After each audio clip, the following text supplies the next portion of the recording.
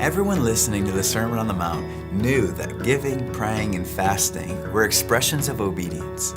But Jesus gave them a more beautiful and blessed expression by calling them to practice these things in secret.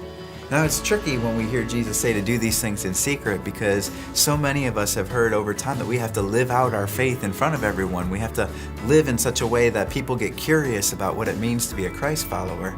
But here's what Jesus is saying, I think. When we practice obedience for the sake of being seen and celebrated, we receive the applause of men as our reward.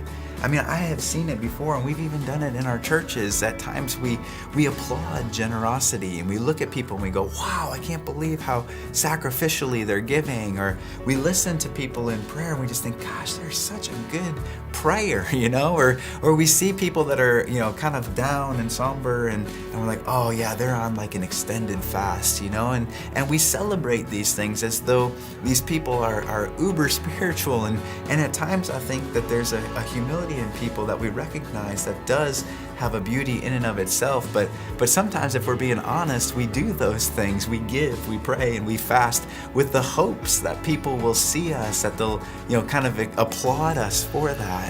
And Jesus says, man, when that's the case, when you guys seek the applause of men, that is the only reward for that obedience.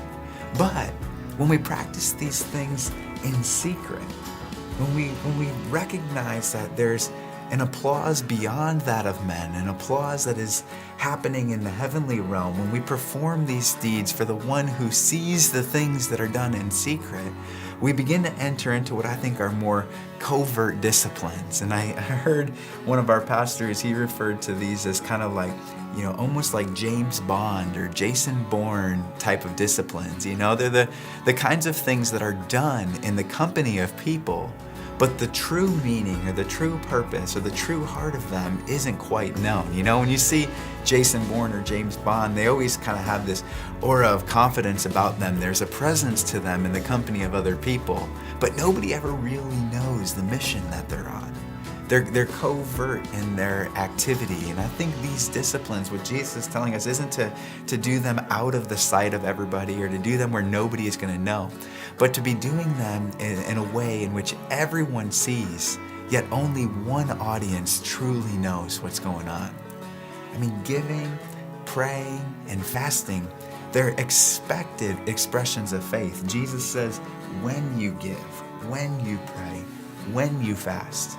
But the true Christ follower, the Christ follower whose heart and intent is noble and pure, the true Christ follower sees the beauty of doing these things secretly while in view of everyone.